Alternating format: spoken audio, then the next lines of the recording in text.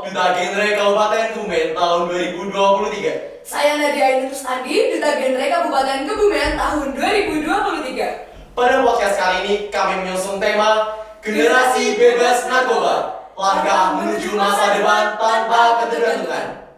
Pada kali ini kita kedatangan tamu yang sangat istimewa dari Duta Pelajar Anti Narkoba tahun 2023. Silahkan boleh perkenalan langsung. Halo, perkenalkan nama saya Irsyad Ayu Muharram dari SMA Negeri 1 Kebumen sebagai perwakilan Duta Pelajar Anti Narkoba Kabupaten Kebumen tahun 2023. Halo, saya Vita Ulia Kinanti sebagai SMA Negeri 1 Kebumen sebagai Duta Pelajar Anti Narkoba Kabupaten Kebumen tahun 2023. Nah, ini boleh diceritain nggak sih gimana awal mula kalian bisa terjun ke dunia Duta Pelajar Anti Narkoba?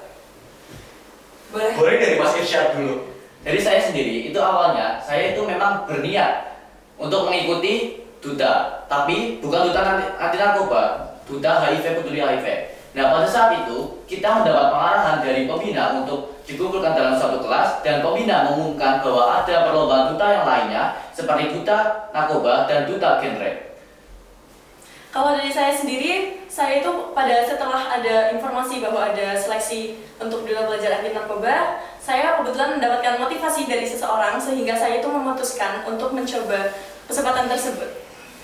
Gimana nih perasaan kalian sudah menjadi Duta Pelajar Anti Narkoba Kabupaten Kebumen? Ya tentunya rasanya itu senang dan bangga ya terhadap diri sendiri dan merasa seperti mendapatkan tanggung jawab yang besar karena di sini kita tuh diminta untuk dan diamanahi untuk berbagi informasi dan ilmu pengetahuan kepada teman-teman.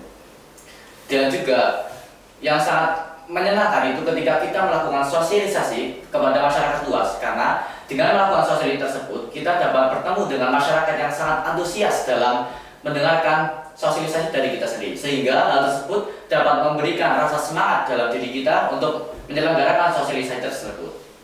Nah, gimana sih tips yang ampuh menurut kalian biar bisa jadi finalis Duta Pelajar Anti Narkoba?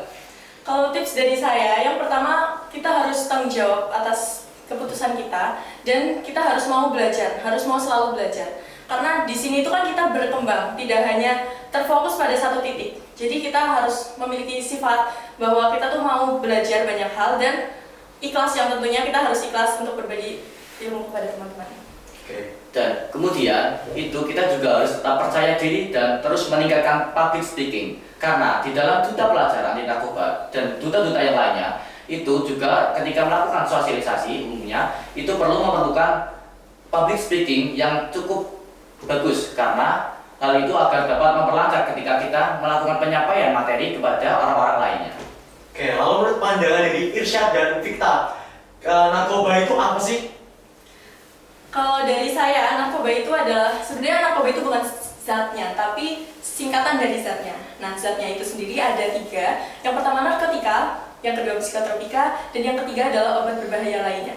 Ketiga zat tersebut digabungkan menjadi satu dan disebut narkoba. Dan sekarang sudah ada sebutan lain yaitu nafsa. Nah, agar lebih gampangnya, narkoba itu bisa juga disebut sebagai obat-obatan atau zat-zat yang jika digunakan dalam fungsi yang tidak diperuntukkan dengan baik itu dapat menyebabkan penggunanya menimbulkan masalah pada kesehatan mental dan aktivitas kesehatannya fisik. Nah, menurut sepengetahuan kami, banyak sekali penyalahgunaan narkoba yang terjerumus itu adalah para remaja. Nah, kenapa sih remaja saat ini menjadi sasaran strategis penyalahgunaan narkoba? Jadi, remaja banyak yang menjadi sasaran dari penyalahgunaan narkoba itu dikarenakan karena remaja sedang mengalami proses peralihan dari masa anak-anak menuju masa remaja atau bisa disebut juga dengan pubertas. Nah, di dalam masa tersebut, remaja atau anak-anak cenderung memiliki sifat ingin tahu yang tinggi dan masih labil sehingga belum bisa menentukan apapun yang dia inginkan. Seperti contohnya kalau misalkan nih pengedar narkoba itu mempengaruhi seseorang yang memang sudah memiliki mindset yang matang dan prinsip yang memang dia pegang teguh, seorang pengedar narkoba itu pasti akan susahkan menjadikan seorang tersebut menjadi target narkoba selanjutnya. Sedangkan kalau dia mempengaruhi remaja yang memiliki sifat labil dan rasa ingin tahu yang lebih tinggi, itu akan menjadi lebih mudah dalam dia mengedarkan narkoba. Lalu faktor-faktor apa saja sih yang membuat remaja itu terjerumus oleh narkoba? Faktornya itu tentunya ada 3. Yang pertama individu, yang kedua adalah internal, lingkungan internal dan eksternal, dan yang ketiga adalah faktor lainnya. Faktor lainnya itu seperti kurangnya edukasi dan wawasan mengenai bahaya penyalahgunaan narkoba. Kalau dari Irsyad sendiri bagaimana? Untuk faktor lingkungan itu dari faktor lingkungan keluarga dan faktor lingkungan pertemanan. Kalau dari lingkungan keluarga itu tersendiri bisa diakibatkan karena rusaknya hubungan keluarga di dalam lingkup keluarga tersebut, dan jika dari lingkungan pertemanan itu dari lingkungan pergaulan yang buruk, sehingga di dalam lingkungan tersebut banyak terdapat teman-teman yang mungkin bisa saja mengajak orang tersebut untuk mengonsumsi hal-hal seperti itu. Nah, tadi kan faktor kita terkena narkoba itu salah satunya yaitu pergaulan.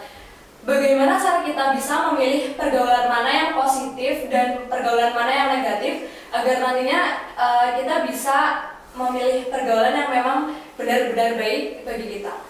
Untuk dapat memilih pergaulan mana yang memang seharusnya kita ada di dalamnya dan tidak, tentunya kita harus dari diri kita sendiri itu harus memiliki prinsip.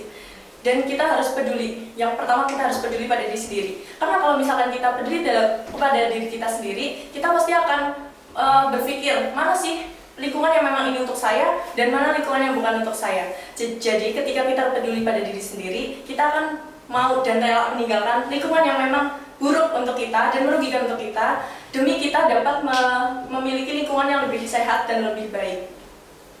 Intinya itu berpegang teguh pada prinsip. Oke, lalu apa sih dampak dari narkoba itu sendiri? Kenapa dianggap berbahaya? Karena narkoba itu memiliki 3 dampak, yaitu fisik, dampak terhadap fisik, dampak terhadap jiwa, dan lingkungan sosial. Ketiga dampak tersebut tentu saja merugikan, karena kalau dari fisik itu dapat memicu berbagai penyakit, dari jiwa juga sama, dapat memicu mungkin rusaknya mental. Kita sebagai remaja bisa saja rusak mentalnya karena menggunakan narkoba. Karena efek dari narkoba itu juga ada 3, stimulan, depresan, dan halusinogen, itu dapat memicu rusaknya mental kita dan di psikis kita.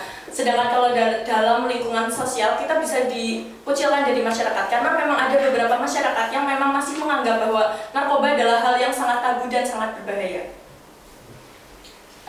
Banyak sekali nih teman-teman yang pasti banyak pertanyaan, apakah orang yang terkena narkoba itu masih bisa disembuhkan atau memang sudah paten jika terkena narkoba?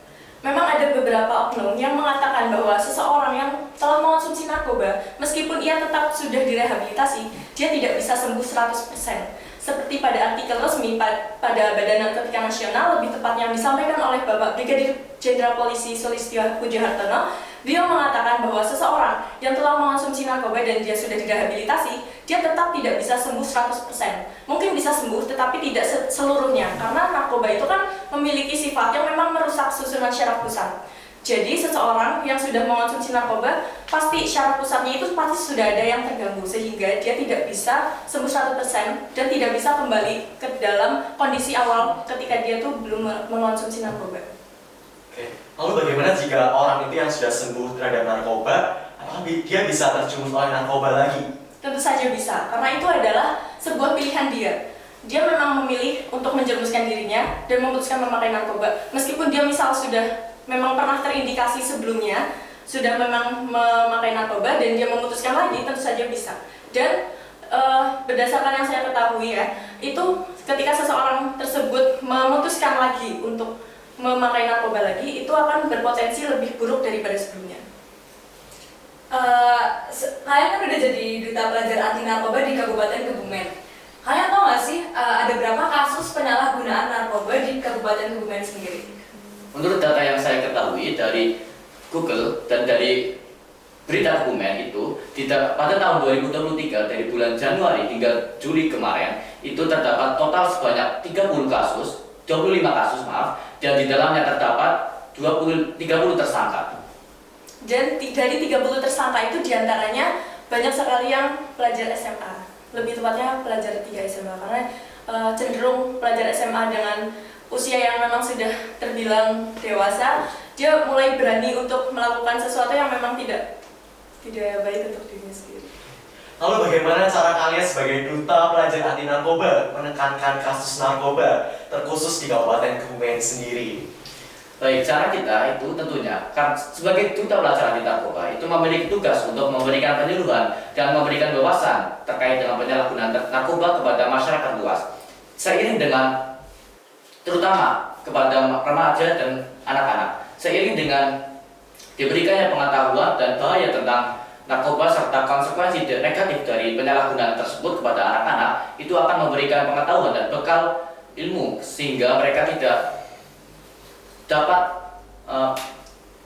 terjerumus ke dalam penyalahgunaan tersebut. Iya, jadi dengan ditanamkannya sosialisasi dan saling membagi informasi mengenai bahaya penyalahgunaan narkoba, kita sebagai duta pelajar anti narkoba sangat berharap kepada masyarakat, terutama pada remaja, untuk mereka itu memiliki wawasan sehingga dia itu berani untuk memutuskan kepada dirinya sendiri untuk tidak mencoba hal terlarang tersebut. Kita berharap bahwa ada mindset positif yang memang diterapkan oleh mereka setelah kita mensosialisasikan.